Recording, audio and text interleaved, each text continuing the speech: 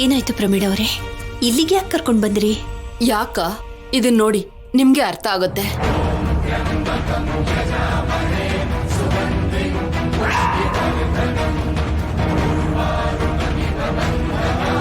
ಅಯ್ಯೋ, ಮದ್ವೆ ಪತ್ರಿಕೆ? ಹೌದು ಬೀಗ್ರೆ, ನಮ್ ಮನೆ ದೇವ್ರ ಪಾದದ ಹತ್ರ ಇಟ್ಟು ಪೂಜೆ ಮಾಡ್ಸಕ್ ತಗೊಂಡ್ ಹೋಗಿದ್ ಲಗ್ನ ಪತ್ರಿಕೆ ಇದು. ಅಲ್ಲಿ ಪೂಜೆ ಮಾಡಿಸಿ ಎಲ್ರಿಗೂ ಹಂಚ್ಬೇಕು ಅಂತ ಸಂತೋಷ ಪಟ್ಟಿದ್ವಿ. ಸಮಯಕ್ಕೆ ಸರಿಯಾಗಿ ರಾಜಲಕ್ಷ್ಮಿ ಅಲ್ಲಿಗೆ ಬಂದಿದ್ ನೋಡಿ ಅದೃಷ್ಟ ಚೆನ್ನಾಗಿದೆ ಅಂತ ಇನ್ನೂ ಸಂತೋಷ ಪಟ್ವಿ. ನಮ್ ಮನೆಗ್ ಸೊಸೆ ಆಗೋಳ್ ಕೈಲಿ ಈ ಪತ್ರಿಕೆನ ದೇವ್ರ ಹತ್ರ ಇಡ್ಸಿದ್ರೆ ಒಳ್ಳೇದಾಗುತ್ತೆ ಅಂತ ರಾಜಲಕ್ಷ್ಮಿ ಕೈಲಿ ಕೊಟ್ಟು ಚೆನ್ನಾಗಿ ಬೇಡ್ಕೊಂಡು ದೇವ್ರ ಪಾದದ ಹತ್ರ ಇಡು ಅಂತ ಕೊಟ್ರೆ ಇದನ್ನ ಹರ್ದ್ ಹಾಕಿ ನಮ್ ಕೈಲಿ ಕೊಟ್ಲು ಬೀಗ್ರೆ.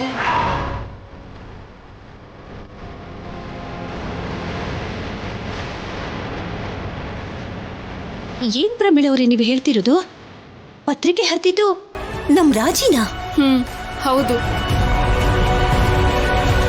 ನಮ್ ರಾಜಿ ಹೀಗೆಲ್ಲ ಮಾಡೋದಿಲ್ಲ. ಅವಳು ಯಾಕೆ ಹೀಗ್ ಮಾಡ್ತಾಳೆ? ಯಾಕೆ ಮಾಡಿದ್ಲು ಅಂತ ಗೊತ್ತಿಲ್ಲ, ಆದ್ರೆ ಪತ್ರಿಕೆನ ಹರಿದಿದ್ ಮಾತ್ರ ಅವಳೇ ಕಣಮ್ಮ.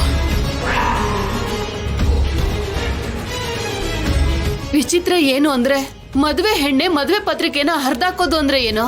ಅದು ಅಲ್ದೆ ಪೂಜೆಗಿಡ್ಬೇಕು ಅನ್ಕೊಂಡಿದ್ದಿದ್ ಮೊದಲನೇ ಪತ್ರಿಕೆ. ರಾಜಲಕ್ಷ್ಮಿನ ಇಷ್ಟು ಆವೇಶದಲ್ಲಿ ಇರೋದನ್ನ ಯಾವತ್ತೂ ನೋಡ್ಲಿಲ್ಲ. ಯಾಕಮ್ಮ ಹೀಗ್ ಮಾಡ್ದೆ ಅಂತ ಕೇಳಿದ್ರೆ ಉತ್ತರ ಕೊಡ್ದೇನೆ ಹೊರಟೋದ್ಲು. ನನ್ ಮಗನ್ ಕೇಳಿದ್ರೆ ಅವನು ಏನು ಹೇಳಿ